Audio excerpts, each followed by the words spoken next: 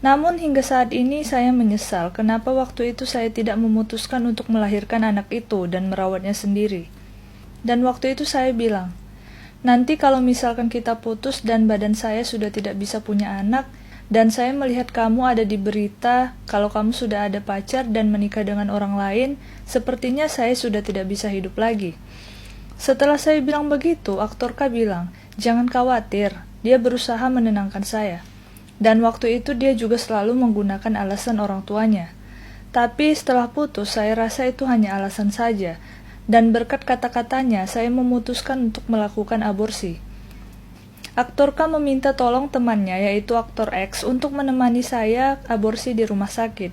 Dan berpura-pura seolah-olah aktor X adalah ayah dari bayi saya. Dan dia sendiri alias aktor K tidak masuk ke rumah sakit namun hanya menunggu di mobilnya. Kalau dilihat sekarang, dia punya perencanaan yang cukup detail. Waktu itu saya berpikir ini merupakan toleransi dari saya, tapi sepertinya saya ini bodoh sekali. Dan sambil menangis saya mengucapkan selamat jalan kepada anak yang mungkin tidak datang lagi pada hidup saya. Setelah aborsi, sikap aktor K banyak berubah. Biaya operasi dan juga biaya rumah sakit sejumlah 2 juta won dikirimkan kepada saya. Saya pun tidak berharap lebih, saya juga tidak mengancam ataupun membenci orang itu akibat kejadian itu. Namun saya cukup takut kalau hubungan saya dengan dirinya yang sensitif ini mulai memburuk. Dan bahkan karena saya berpikir saya harus menunjukkan uangnya itu dipakai kemana, dan juga karena saya masih ke rumah sakit, saya foto bukti pembayaran rumah sakit dan mengirimkan foto itu ke aktor K. Namun dia marah pada saya dan mengatakan kalau saya mengirim itu supaya dia merasa bersalah. Sebenarnya yang mengalami trauma secara fisik dan mental itu saya, tapi dia bilang kalau dia jadi stres dan perasaannya jadi moody, dan bilang kalau saya ingin dia merasa bersalah. Sebelum saya aborsi, dia begitu ramah dan bilang kalau kami akan menikah.